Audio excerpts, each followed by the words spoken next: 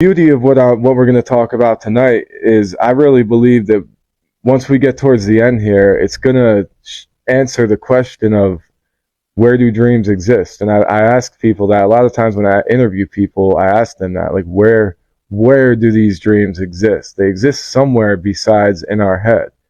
You know, that world is not big enough. Where does our imagination exist? Where is the collective consciousness? Where are these Akashic records? You know, they're not directly within us and they're not directly without us. A lot of these videos that you watch on these topics, there's all types of other stuff in between that can make things seem really confusing. So what I try to do is piece together all the parts that make the most sense to me personally, and I hope that there's other people that resonate with that as well. Because I know everyone's different, everyone learns differently, and you could try to teach someone something a million different ways and they might not get it until the 1,000,001, you know, and you approach them just from that slightly different angle. Is there a mass collective conscious increase going on, and is there some formal resistance to it? I mean, very, very likely. But water will find its way back to its source one way or another. So as much resistance as we feel, that, you know, that's what we're here for. And some of the resistance is necessary. You know, like trees got to grow through the dirt in order to get strong enough, and they got to fight against the wind to get strong enough to grow big and fruitful. So, and I'm not saying that I'm some strong tree or anything. I'm just saying these concepts in general and as a mass collective. Tonight is going to be pretty heavily science-based. And like the first half of this video, I want to explore the actual fundamental science, the hard science that they have behind some of these concepts before I start all of my imaginative speculation. I have a whole set of notes about wave theory and quantum wave collapse because I wanted to make an entire video on that. Just like with everything, it's like, where do these rabbit holes begin and where do they end? So trying to find a starting point for this information is always tough for me. I wanted to talk about just the underlying principles of particle physics, because when you hear like the standard model of particle physics, even in my mind, something like that, I imagine they're approaching it from a strictly material perspective, but that's not the case. The more you learn about particle physics, the more you'll realize that waves and frequencies and hidden dimensions and fields, quantum fields, are inseparable from particle theory. They go hand in hand. Even a lot of particle physicists, from their perspective, they still describe the universe as fundamentally being vibrations. And that's what, honestly, that's what all of this is about. That's what the sacred geometry video is about. And a lot of you who know me know that that's what I refer back to a lot, is the fundamental nature of things. I feel like that those are the biggest questions for humanity to ask. You know, trying to understand reality at its most fundamental form. And then if you think about the potential of us living in like a fractal universe or a fractal holographic type of universe, then in that sense, that's why we feel like there is no beginning and no end.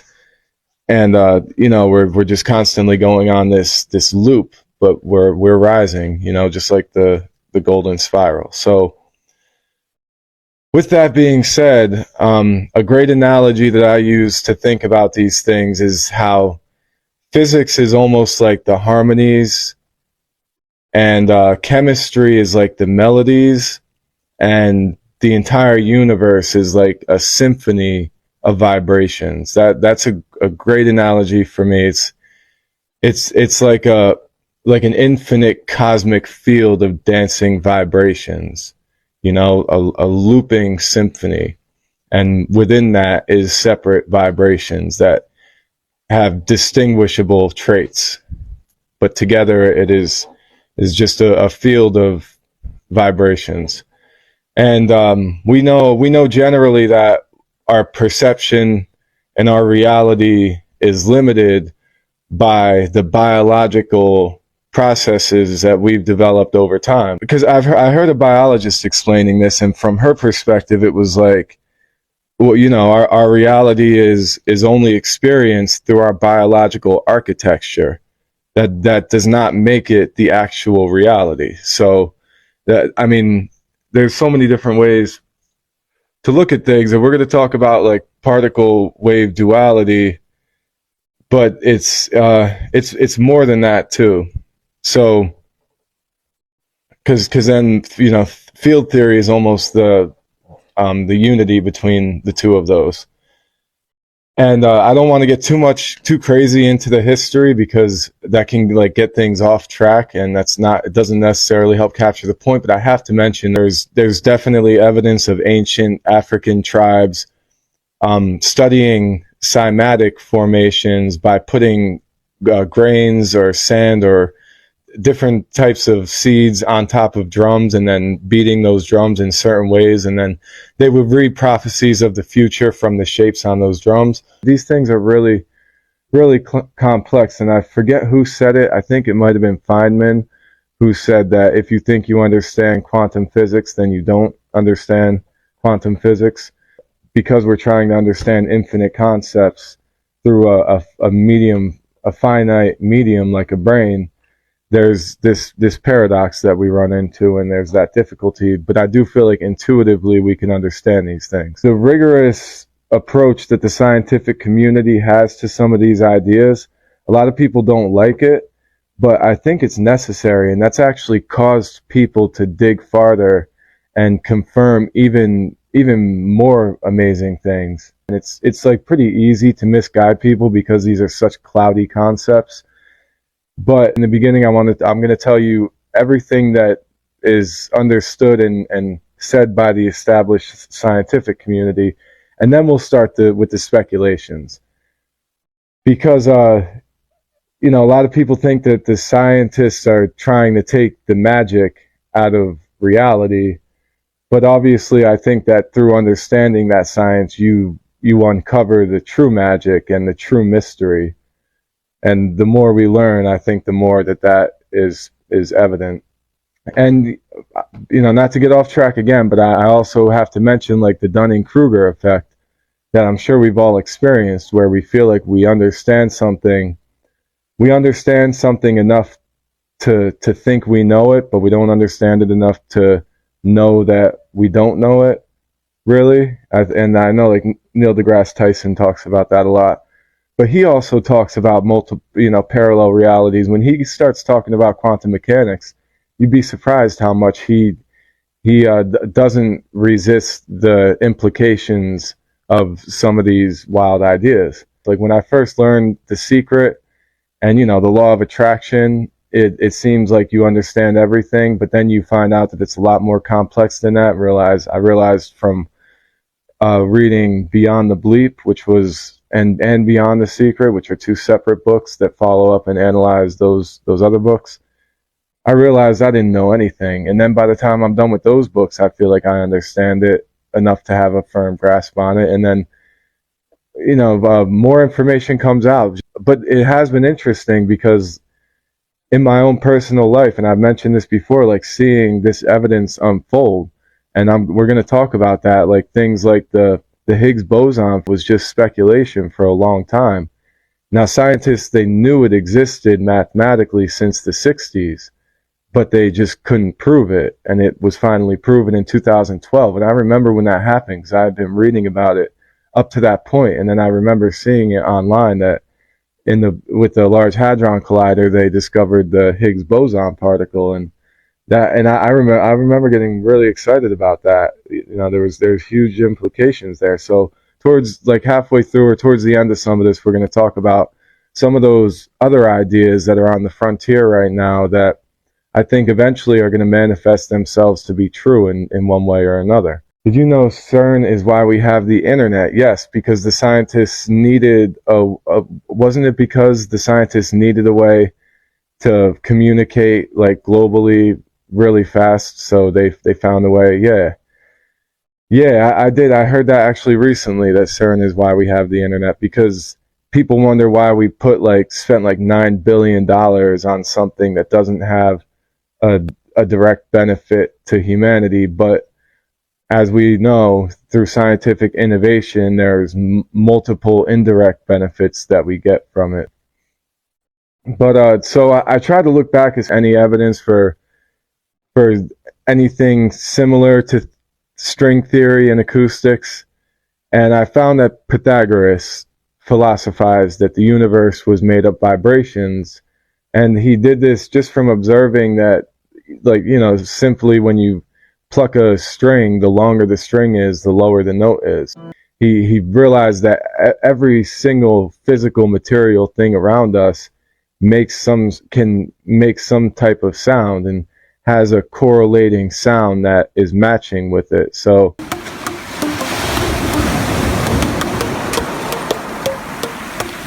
right around that same time, it was like between 470 and 590 BC, Democritus and Leucippus were theorizing that the universe is made up of particles, and they were trying to discover a fundamental particle of reality.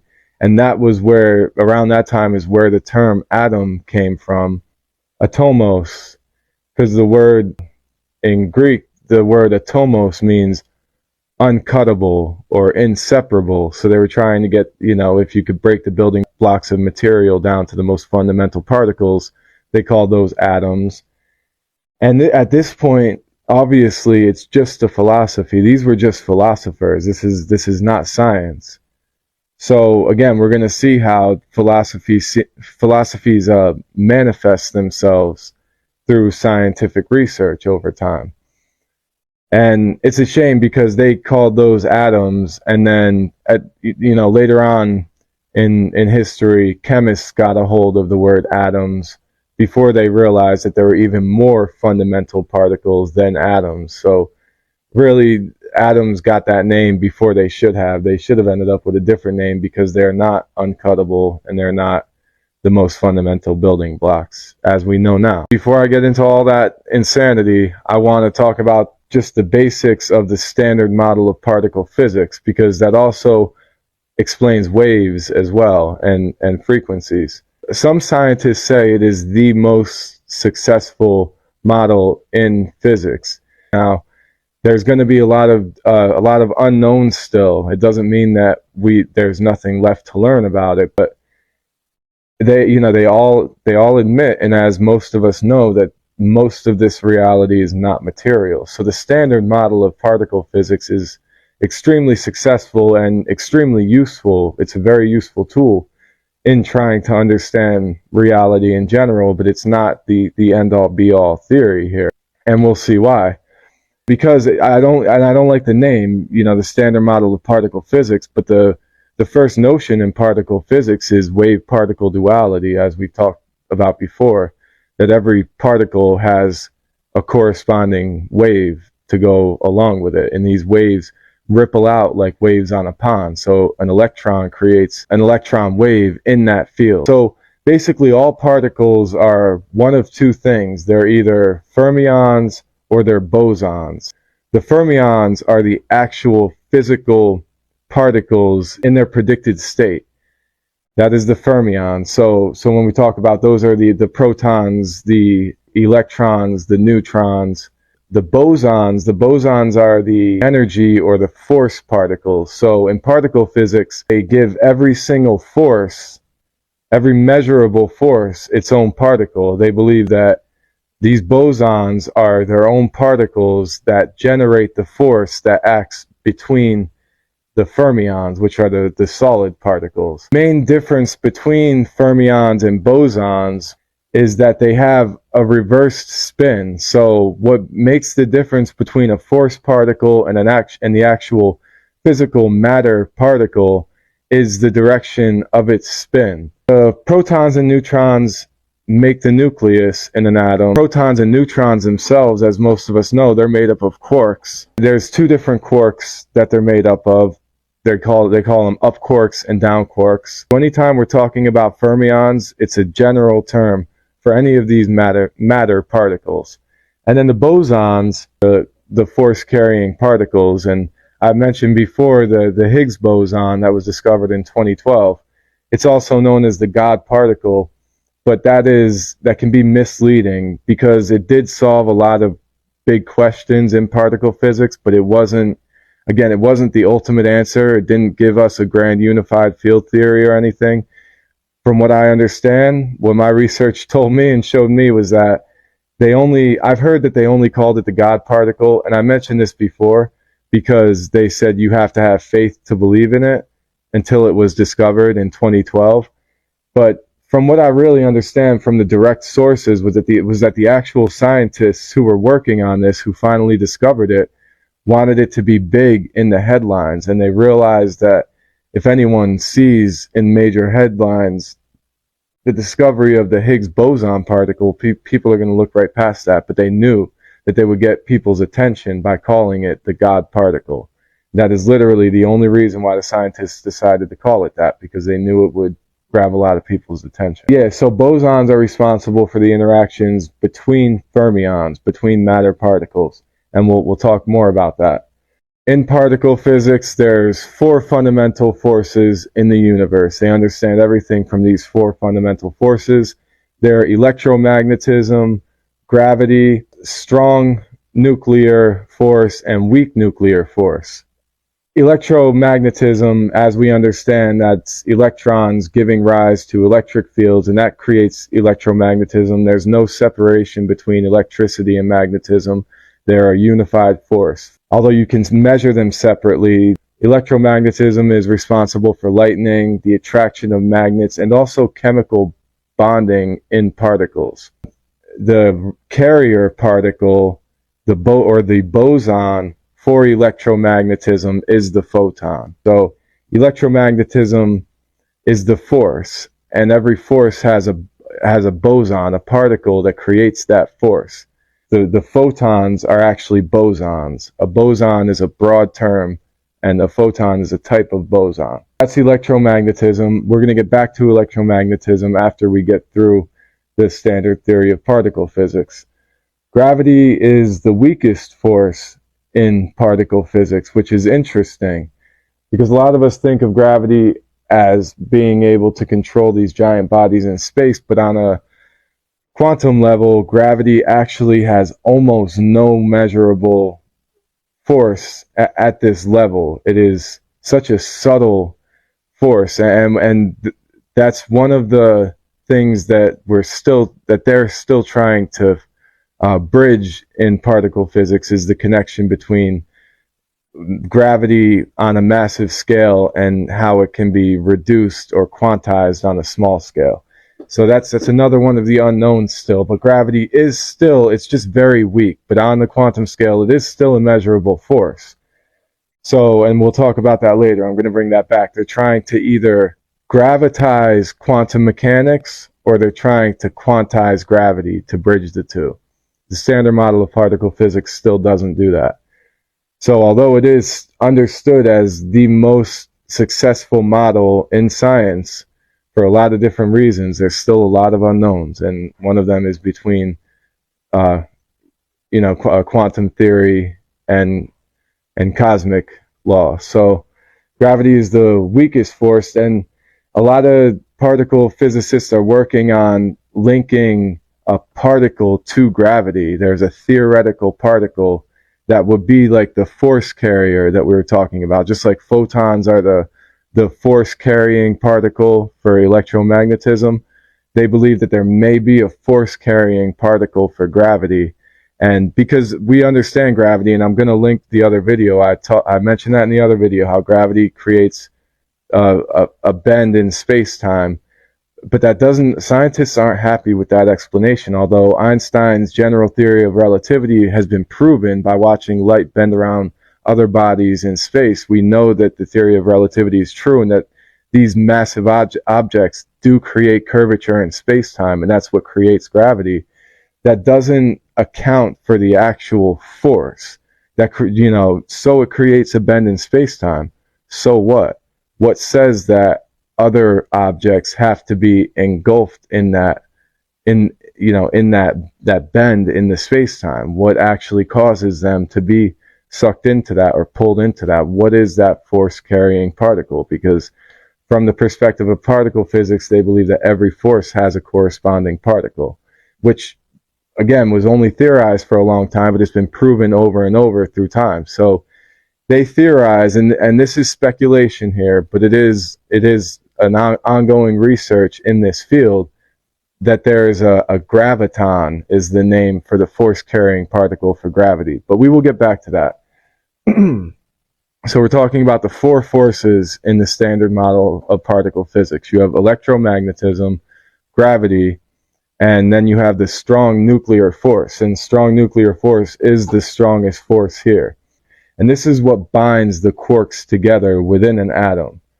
Now the force, so this is the strong nuclear force. Now the carrier particle for this force they're called gluons, almost like glue, because they literally hold these quarks together within these particles. So again, these are not matter particles. These are particles of force. They're force-carrying particles. The fermions, or the matter particles, would be the quarks in this case, and the force-carrying particles are the gluons in the strong nuclear force. Gluons, they create what's known as a gluon field, and every single particle creates a corresponding field in this fabric of space-time. The quarks in these particles, they give rise to these gluon fields. You know, they're pictured as a circle, and they start reaching out with these little flux tubes with these lines that come off of them.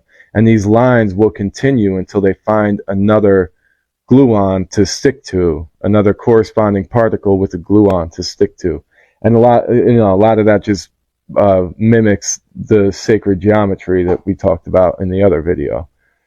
And then, so you have electromagnetism, gravity, strong nuclear force, and then you have the weak nuclear force.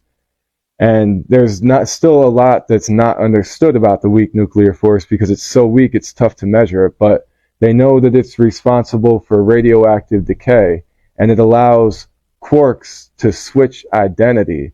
So it allows neutrons to switch into protons and things like this. The bosons, the force-carrying particles for this weak force, which is responsible for radioactive decay, there are W and Z bosons. So based on these principles, scientists were wondering what gives objects their mass, because mass can be measured as a force. So since back in the 60s, particle physicists were theorizing on this. At the time, it was just an imaginary particle that was responsible for giving objects their mass in space-time. They believe that there has to be a force-carrying particle for mass, just like the photons are the carrier particle for electromagnetism. They believe that there has to be particles for this. So that's when the Higgs boson particle was theorized. And for a long time, it was laughed at by a lot of scientists and dismissed. But they kept working on it. Others kept working on it rigorously, and then it wasn't until 2012 that the Higgs boson particle was discovered and affirmed in the Large Hadron Collider, and this was a huge breakthrough. They realized that with these Higgs boson particles, every particle has a corresponding field, a wave that it creates, and it has its own field. And again, these fields can be seen as fabrics of reality, like I talked about in the last video. But then you have to think that every single particle is creating its own field. A field is just points of information, basically, a plane with points of information. Higgs boson field catches other particles and gives them their masses. In particle physics, there's what they consider symmetries, and this is the potential for a particle's path. And this potential is always a perfect curve, a perfectly circular curve. And the Higgs boson field creates disruptions in these curves, giving the particles the ability to obtain this mass. It might sound kind of confusing, but it'll probably help when I edit this video. With that firm understanding of material reality, there's still a lot that this standard model doesn't explain. It doesn't explain dark matter or dark energy. They believe dark matter is most likely made up of other particles that don't interact with electromagnetism. These particles are likely to have their own forces and their own bosons to go along with them. Towards the end of the video here, I'm going to get into the difference between dark matter, antimatter, and dark energy, because there is fundamental differences. Actually, you know what, since we're here, we could just talk about that now. Because a lot of these terms, I've seen even like on Facebook posts, these terms get used interchangeably, and a lot of times it's wrong. And there is fundamental differences. So knowing what we talked about before, like electromagnetism is the force, and the photon is the particle, the carrier particle responsible for that force. And then every particle has a corresponding wave. Dark matter would be the particles, the corresponding particles for whatever this is. Dark energy is literally the force, so that would be the equivalent of the electromagnetism. And dark energy makes up at least 60% of the energy in our universe. We know it's there. It doesn't interact with electromagnetism, so it's really tough. It's really tough to measure it. It has almost no mass, but we know it exists. We can see the effects of it, but we can't directly observe it. So what is it, where is it, and how do we detect it is the question that the standard model of particle physics still hasn't answered. And then that's dark energy and dark matter. Antimatter is something entirely different. Every particle of matter can have a directly corresponding particle that is the equivalent in mass but the opposite electrical charge. And antimatter is also hard to measure, and it's also very, very rare. When looking for it, it's not easy to find. They don't see antimatter all over the universe, but it 100% is real, and they have measured it, and they have observed it, and they have detected it, and that is well-established science, that antimatter is real, and they know what it is. It is the equivalent of other matter. It's just the opposite electrical charge, and it doesn't exist very long, and as soon as it interacts with its corresponding particle, it is annihilated. And physicists say this is when they're both converted into pure energy. That is the difference. Antimatter is something completely different.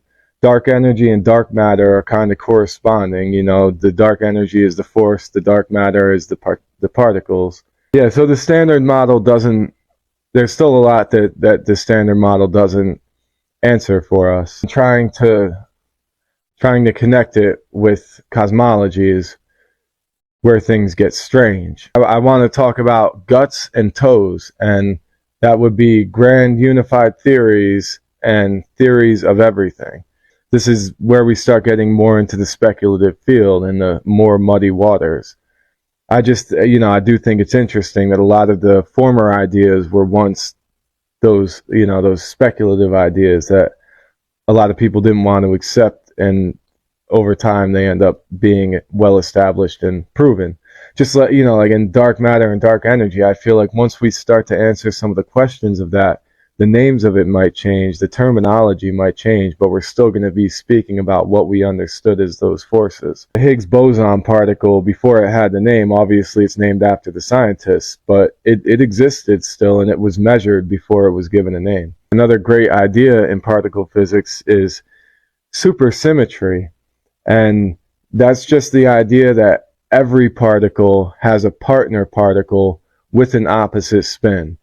The idea, when the scientists insert supersymmetry into the standard model of particle physics, it solves a lot of the mysteries in the standard model. One of them being like the difference in mass between the Higgs boson and other bosons is astronomically huge. So they're trying to figure out how can the Higgs boson have so much more mass than every other boson. They're missing something there. Supersymmetry would explain this perfectly, and it makes the equations work out. It would also explain the dark matter. If when they insert supersymmetry into the standard model, they believe that all of these weak interacting particles would likely have their own bosons that would exist, but we just can't directly observe them yet. So supersymmetry would solve a lot of questions. And then there's, we understand superposition in quantum mechanics, saying that every particle exists in its, actually, we'll get into that, not yet. Yeah, so to get into guts and toes, grand unified theories and theories of everything, the standard model of particle physics still hasn't been directly connected to Einstein's general relativity. We know the general theory of relativity is successful. We know the standard model of particle physics is successful. How do you bridge the gap between the two? And that's why I was saying before, they want to gravitize the quantum mechanics, or they need to quantize the gravity. One of the two. A lot of, honestly, the most widely accepted hypotheses for these are something that usually involves both models of string theory and loop quantum gravity. So we'll get into that, and because scientists do believe that they can go hand in hand.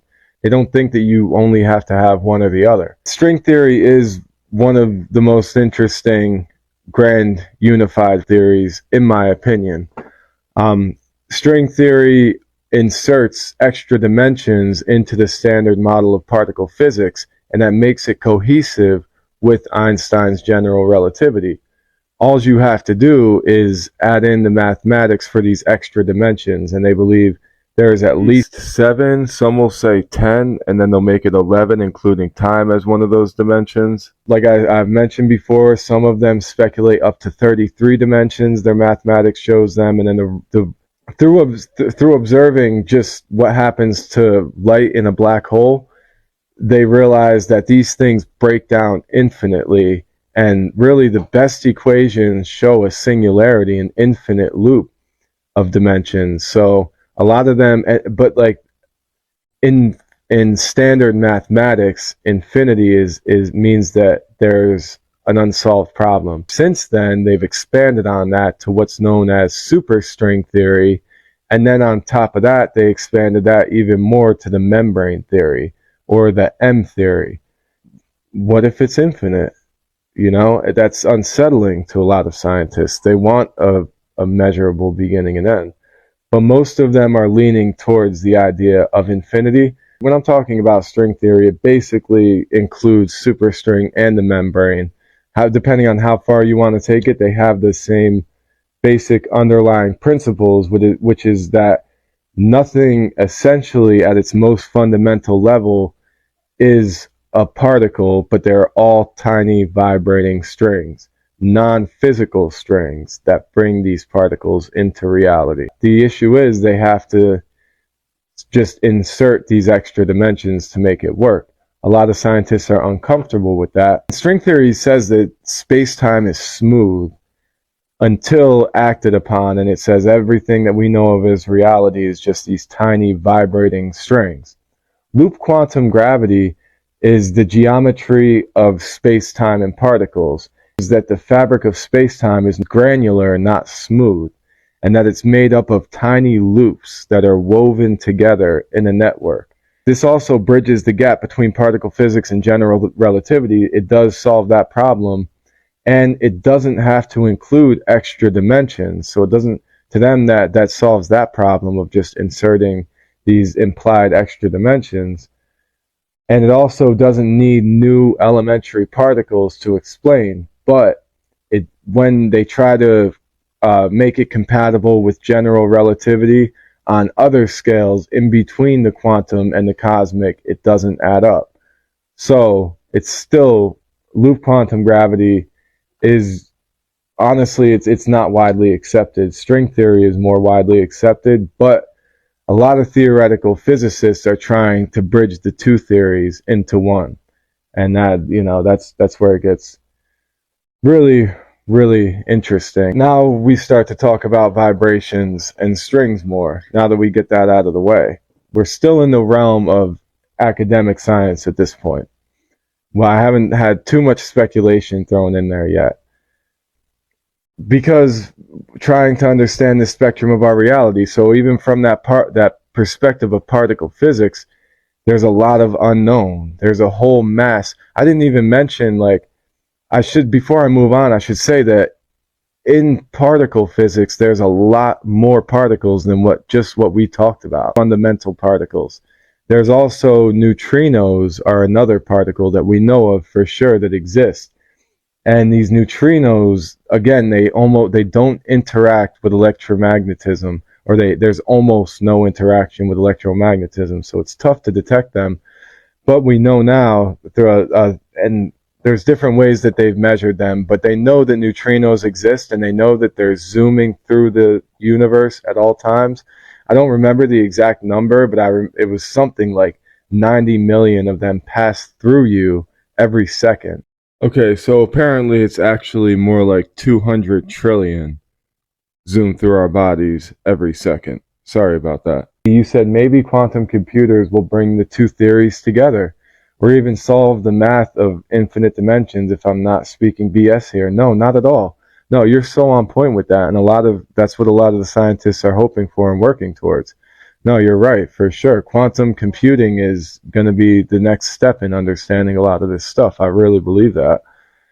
Because they can run these models based on infinite value a lot faster than humans can. So hopefully they can like skip some time here, and we could come to these conclusions a little bit sooner. And then once they get to it, our scientists can run their models on it and confirm it, hopefully. Yeah, so I just wanted to mention that, this is the fractal reality. These things are very, very complex, and I'm really trying to simplify them.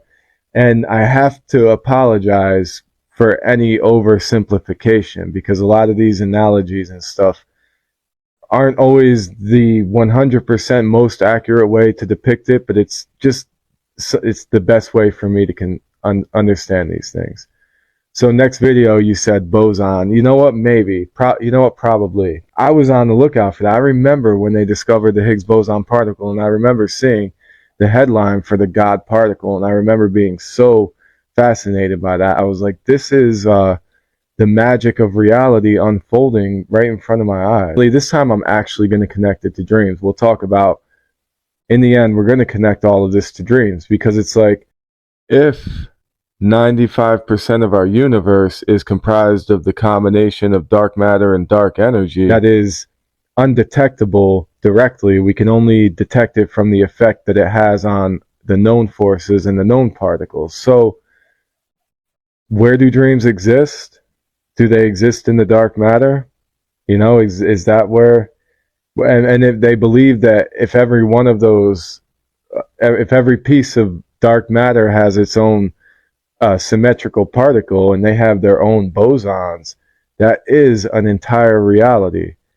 So let's talk about how we perceive reality. So far, we only perceive reality through our senses, So let's just talk about like electromagnetism, the first fundamental force in particle physics, one of the four. Electromagnetism is expressed in waves, just like ripples on a pond. It creates waves that ripple in this field. So every photon creates an electromagnetic field, and these waves oscillate together at the speed of light. We don't see the entire magnetic spectrum. We all know that. We know that we can only perceive only about 430 hertz to 770 terahertz, and with other instruments we can detect a broader spectrum, but literally there's no reason to believe that spectrum doesn't continue in both directions. It is very well understood and widely accepted that we can only detect the electromagnetic spectrum as far as our tools will let us measure it, whether those tools are our eyes or other instruments. Most of us understand the visible electromagnetic spectrum, but beyond what's visible, we know that the lowest waves, so we're talking about wave particle duality here. The photons are the particles, they create a wave, and these waves are spread out. And this is some confusion that I've seen again in like Facebook posts and stuff. So when we're talking about higher frequencies, we're talking about smaller waves. So the lowest end of the electromagnetic spectrum, I would say the particles that reflect this would support that. These are the stretched out waves. So this is a lower frequency. They're radio waves. Once you get past the radio waves, you get into microwaves, and that's where Wi-Fi and satellites like cell phones and all of that, those waves are all, they're a little bit shorter than radio waves.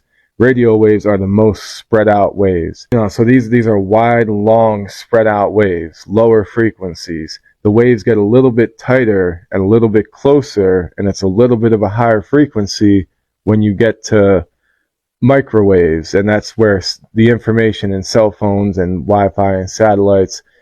Then just above that, you have infrared waves, which we can detect with different instruments. And then you have visible light. That's when you hit the visible light spectrum. And then past that, once you increase your frequency, and these waves are getting smaller and smaller, closer and closer, and taller, so it's higher frequencies, you get UV rays, and then past that you get X-rays, and then past that you get gamma rays, and that's where radioactivity and nuclear reaction is expressed. Sister, you said last night I couldn't sleep, so you closed my eyes and drew pictures in the darkness. I love that. That's what I'm talking about with manipulating those phosphines. So the electromagnetic spectrum. So just with that, it's like people are like, dreams aren't real. Where do dreams exist? How could these things exist in a realm without our brain directly creating them? Some people think they only exist inside of our mind. Well, and how could this information be out there, be actually in an actual location without us realizing it? Where is this information that we're tapping into? And like, these people don't realize. And then even if you want to talk about like communicating telepathically with people, or where do these ghosts exist and where are they talking to us from? And how could they possibly be out there if we don't see them? We would feel them in some way. Well, we have massive, incredible amounts of information flying around us at all times through Wi-Fi, through satellites. And we know that, the things that we see on the internet, they're wireless. This information exists in between our devices, but it's undetectable. But it's out there. Think about all of the information that's traveling around wirelessly. This video is actually in the atmosphere, between all of our devices and the satellites around this world.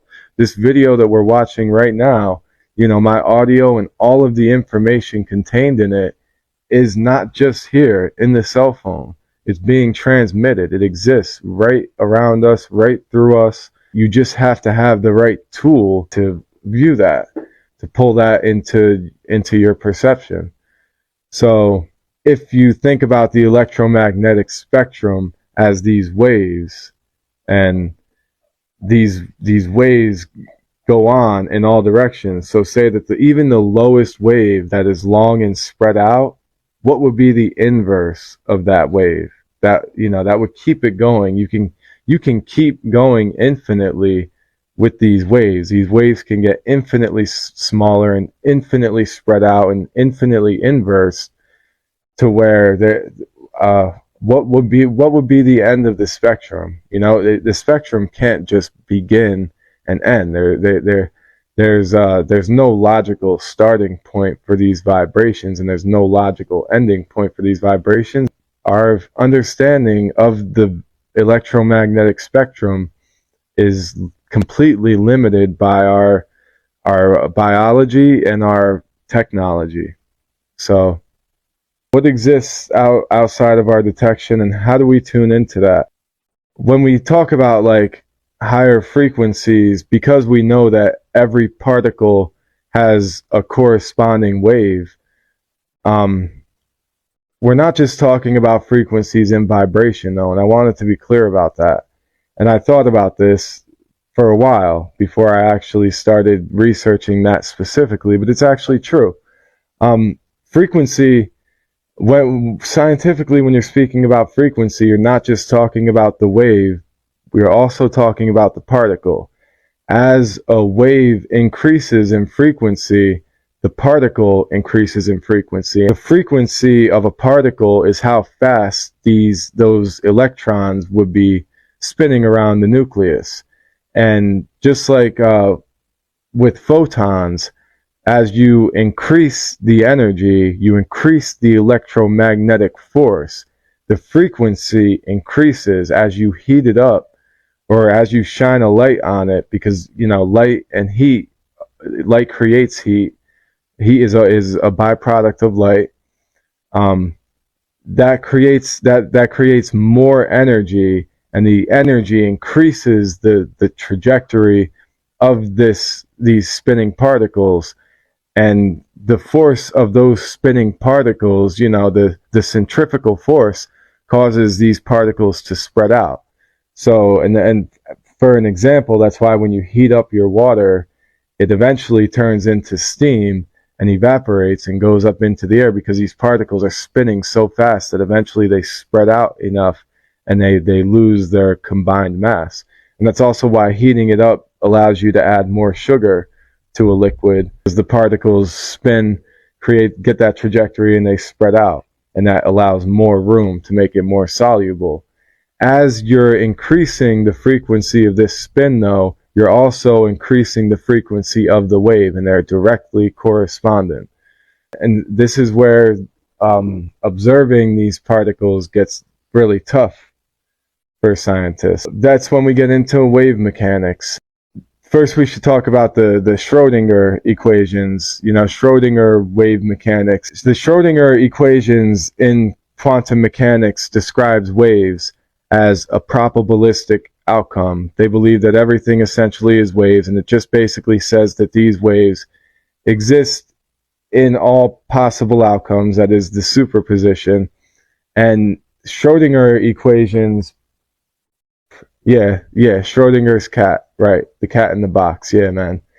Yeah, and I don't want to get too much into that, but I couldn't go any farther without mentioning the Schrödinger equations. Now, there's different established theories in quantum mechanics. The most widely accepted is the Copenhagen interpretation, which is probably what most people have heard about.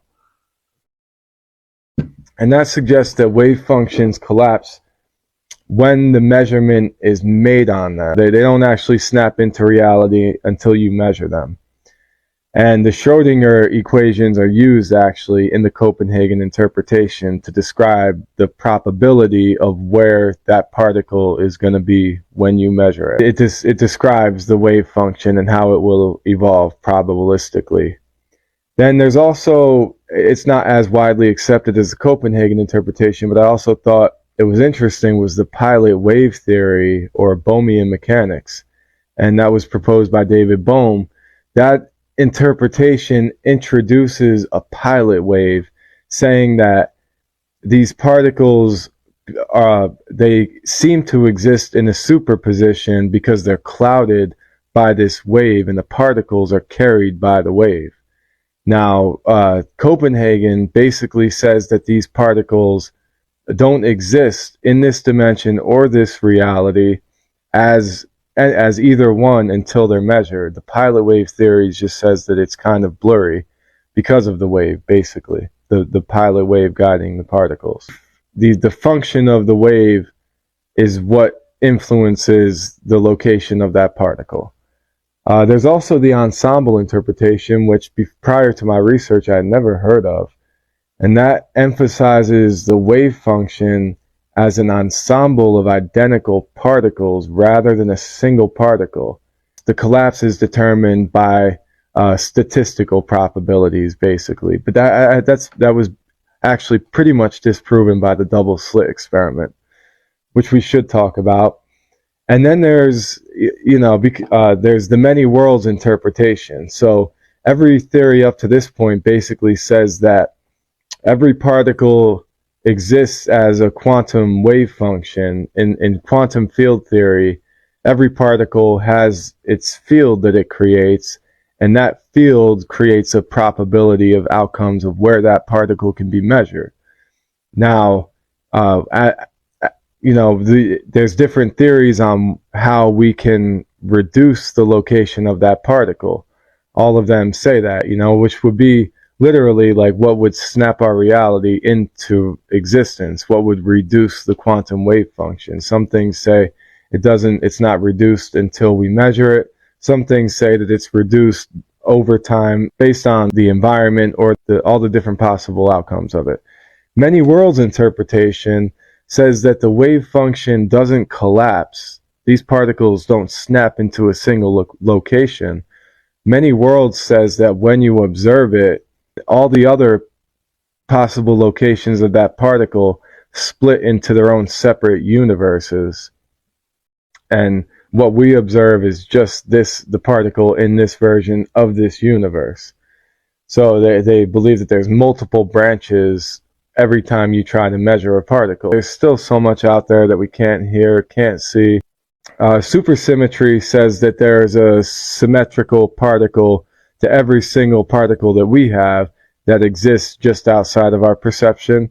And supersymmetry also solves the problem of trying to quantize gravity. But yeah, Jesse, we do have our own field, and every one of our particles has its own field.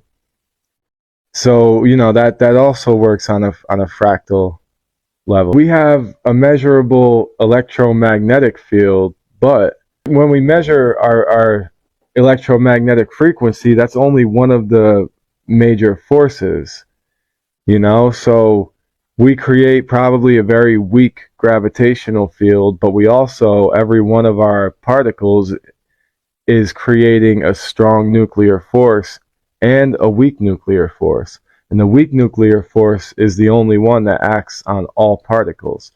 So yes, in that way, we're creating ripples in this field. We're creating waves in this field that can definitely be measured. And there's like major implications there. But trying to measure them is difficult, So if we're the quantum system in someone else's reality, our quantum systems are the cosmic systems in another reality, what math would bridge the two? I'm going to do a whole episode on auras and like individual frequencies, because I'm going to have to wrap this up. The dog is whining back there. I think he has to go out. Jesse, you said, wondering if we have like this atmosphere around our aura that can explain where dreams exist. Sister, you said you thought it was bedtime. Yeah, it's just, you guys get me going on this stuff. Yes. Do we have an atmosphere around our aura? That would make sense. It would make sense that there's a rippling effect, so I don't think the aura the aura would be like this orb of energy around us, but it's not a static bubble. It is it is a rippling, and just like ripples on a pond, it goes outward and outward. So there's probably along all spectrums of that aura different pockets where maybe we may be able to tap into those dreams. Yeah, different levels to those frequencies that we may have to tune into. Chelsea, you said this would make sense to me as where he was saying there's certain particles that create their own dimension. Exactly. And then if we talk about supersymmetry and every particle has a partner particle with the equivalent mass but an opposite spin that is undetectable to us, that could be one of those dream worlds. That might be the alternate reality. That might be right where that exists, and those alternate realities may be where what we're observing when we're sleeping, because we don't have the instruments to detect the full spectrum of any of these forces. What if the only instrument that makes it possible is our mind? That might be the tool that we have to use to detect these things. Depending on what frequency you have subconsciously in your mind and consciously together, that can shift your measurable frequency, and then Hey, I haven't even talked about like synchronization or anything. That's gonna have to be a part of the other video. So many unanswered questions in that dark matter. But is that where the dreams exist? All right, everyone. Chelsea, you said, what if dreams exist in several spaces? I believe they do. Trust me, I believe they do. Infinite spaces, and detecting them might depend on what tool you're using or what medium they're being detected through. Like even these neutrinos that we talked about earlier, what information is contained in them? We still don't really know. They're actually called ghost particles because they're so elusive. Didi, you said, and love interconnects us, adding our fields together. Love might be a special kind of force. What if love is a boson? That's a good point. Right. Well, what if love is a force? Well, there would have to be a force carrying particle for love in this analogy here. But yeah, when someone is feeling the euphoric feelings of love, they're at a measurably higher frequency. So, that is increasing their energy. That's why people feel energized when they feel love, feel uplifted. That's, you know, uh, very powerful. You increase the energy to anything, just like with electromagnetism, you increase the energy, the light gets brighter, the force gets stronger, the frequency increases. That is a result of love, you could say. And yeah, that's a great way to wrap it up. Thank you, because I could go on and on. Thank you, Didi. That was beautiful. Thank you, everyone, for this. It's been a good night. I appreciate it. Good night, everyone. Peace and love. If you have more questions, we could chop it up in the comments section in the future here. Good night, everyone. It's been fun.